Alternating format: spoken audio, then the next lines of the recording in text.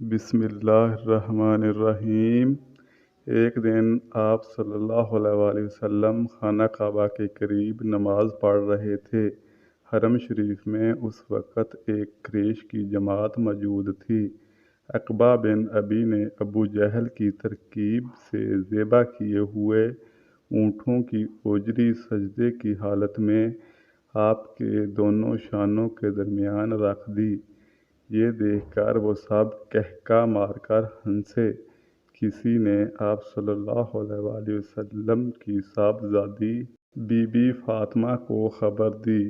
वो फ़ौरन आई और वो आप सल्लल्लाहु अलैहि वसल्लम की पुश्त मुबारक से उठाई और उनको बुरा भला कहा। ये लोग हरमातुल्लाह की बेहुरमती भी किया करते थे। इसी तरह कुरैश एक दिन खाना काबा में जमा थे। अबू जहल एक भारी पत्थर उठाकर सजदे की हालत में आप सल्लल्लाहु अलैहि वसल्लम के सर मुबारक को कुचलने के लिए आगे आया, मगर जब वो करीब आया तो खौफज़दा और रंग बदला हुआ पीछे भाग गया। वो पत्थर हाथ से ना फेंक सका। कुरैश ने कहा, तुझे क्या हुआ?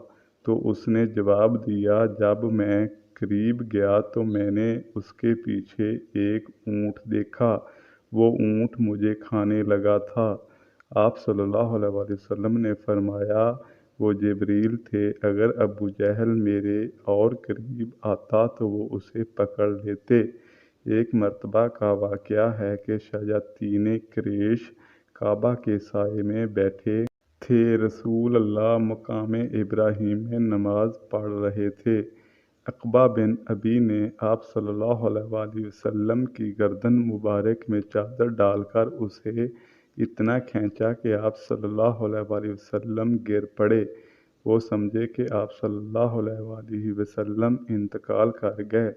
हज़रत अबू बकर दौड़े आए और कहा कि क्या तुम लोग एक शख्स को इसलिए कत्ल करते हो कि वो कहता है मेरा परवरदिगार अल्लाह है?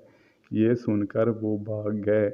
ये अज़ीज़ें आप सल्लल्लाहु अलैहि वसल्लम तक ही महदूद न थीं, बल्कि आप सल्लल्लाहु अलैहि वसल्लम के असहाबे भी तरह तरह की मुसीबतों में मुब्तला थे। ये अज़ीज़ें मुख्तलिफ़ किस्म की थीं, मसलन आग पर लिटा देना, गर्म रेत पर लिटाकर भारी पत्थर सीने पर रखना, चटाई में लपेटकर नाक में धुआं देना और नीज़ा मारकर हलाक कर देना वगैरह।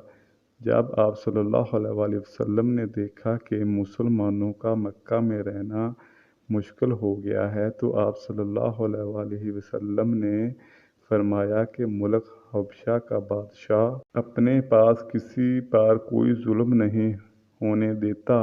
तुम में से जो चाहें वहाँ चले जाएं।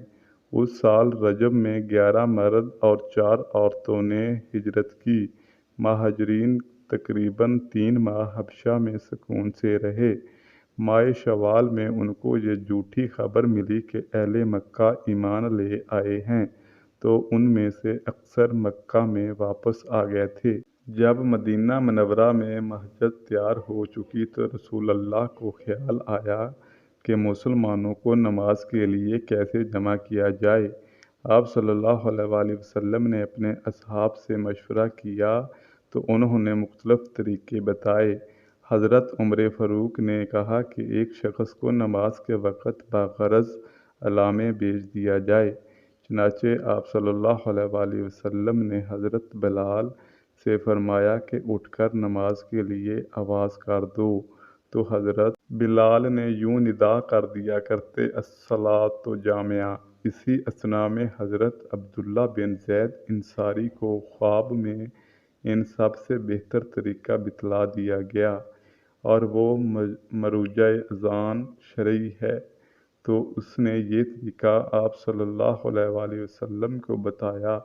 इससे पहले आप सल्लल्लाहु अलैहि वसल्लम पर वही आ चुकी थी, तो फरमाया बेशक ये हक़ है, और हज़रत अब्दुल्ला को हुक्म दिया कि हज़रत बिलाल को कलमात अज़ान की तलक़ीन करो और वो अज़ान देंगे। کیونکہ ان کی آواز تم سے بلند و نرم ہے اور شیریں۔ رسول اللہ پہلے مکہ میں کعبہ کی طرف نماز ادا کرتے تھے۔ ہجرت کے بعد بحکم الہی بیت اللہ آپ صلی اللہ علیہ وآلہ وسلم کا کعبہ مقرر ہوا۔ آپ صلی اللہ علیہ وآلہ وسلم نے 16 یا 17 ماہ بیت المقدس کی طرف نماز پڑھی۔ ایک دن آپ صلی اللہ علیہ وآلہ وسلم مسجد بنی سلمہ میں نماز ظہر ادا کر رہے تھے۔ تیسری رکعت کے رکوع میں تھے کہ وحی الہی سے آپ صلی اللہ علیہ وآلہ وسلم نے نماز ہی میں کعبہ کی طرف رخ کر لیا اور مقتدیوں نے بھی آپ صلی اللہ علیہ وآلہ وسلم کا اتباع کیا۔